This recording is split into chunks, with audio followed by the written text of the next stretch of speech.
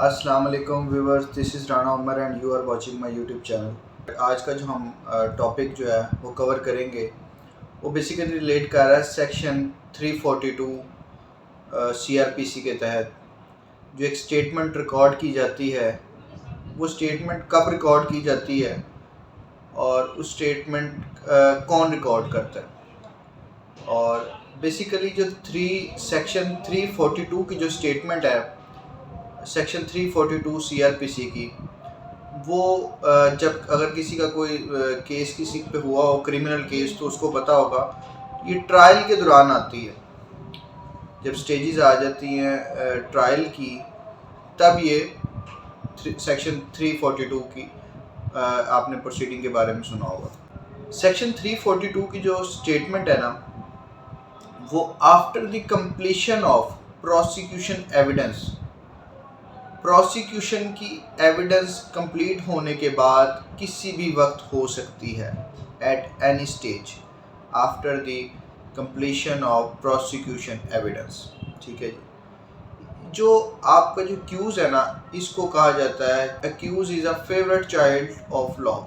जो मुलज़म है ना, उसको जब तक कंसीडर नहीं किया जाता है एक्यूज को, जब तक उसके ख़िलाफ़ जो मुकदमा है वो साबित ना हो जाए, जब तक जो इल्ज़ाम उसके ऊपर है वो साबित ना हो जाए, एक्यूज़ को जो है बेगुनाह जो है वो समझा जाता है, इनोसेंट समझा जाता है। अदालत जो है वो एविडेंस जो है, शहादत जो है प्रोसिक्यूशन की, वो कंप्लीट होने के बाद जो मुलज़म है, जो एक्यूज़ है, उससे ये सवाल कर सकते हैं। अगर अदालत को लगता है कि कोई ऐसे पॉइंट्स आए हैं एविडेंस के दौरान कि इन पॉइंट्स के ऊपर जो एक्यूज़ है उसको सज़ा हो सकती है, तो अदालत उन पॉइंट से मुतल्लिक उस एक्यूज़ से पूछ सकती है सवाल। वो पॉइंट एक भी हो सकता है, दो भी हो सकता है, और ज़्यादा भी हो सकते हैं। वो किसी अदालत जो ये सवाल पूछेगी ना, वो घुमा फिर आगे नहीं पूछेगी, स्पेसिफिक पॉइंट पे स्पेसिफिक क्वेश्चन पूछेगी। ठीक है। बेसिकली इस क्वेश्चनिंग का मकसद ये होता है कि no one should be condemned unheard, किसी को भी सुने बगैर उसको सज़ा नहीं दी जा सकती। इसका मकसद ये होता है। अब सेक्शन 342 की स्टेटमेंट में अदालत कोई क्वेश्चन करती है एक्यूज से और एक्यूज उसका जवाब देता है, तो या तो जो उसका जवाब है एक्यूज का, उसको मुकम्मल तौर पे एक्सेप्ट किया जाएगा या मुकम्मल तौर पे रिजेक्ट किया जाएगा। उसको पार्शली एक्सेप्ट नहीं किया जाएगा या पार्शली रिजेक्ट नहीं किया जाएगा। और जो सवालों के जवाब वो देगा सेक्शन 342 की स्टेटमेंट में, उसके ऊपर क्रॉस नहीं होगी, उसके ऊपर उसके जवाब के ऊपर दोबारा कोई क्रॉस नहीं करेगा।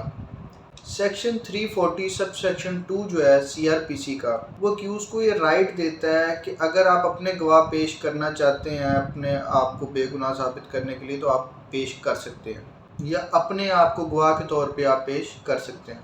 लेकिन कॉन्स्टिट्यूशन ये कहता है कि अपने ख़िलाफ़ किसी को मजबूर नहीं किया जा सकता कि कोई अपने ख़िलाफ़ कोई बयान दे। लेकिन अगर वो कोई गवाह पेश करता है तो फिर उसके ऊपर क्रॉस भी होगी। नॉर्मली तौर पे ये गवाह पेश नहीं किया जाता। अगर अदालत उससे कुछ सवाल करती है और वो उसका जवाब नहीं देता, तो इस बेस के ऊपर उसको सज़ा नहीं होगी।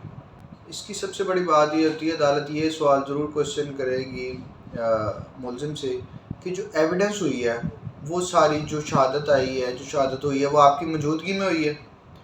अगर अदालत ने जो एक्यूज़ है उसको माफ़ी दी हुई है, हाज़िरी माफ़ी दी है कि बीमार है, नहीं आ सकता, तो फिर एक्यूज़ का जो कौंसल है उनकी मौजूदगी में हुई है।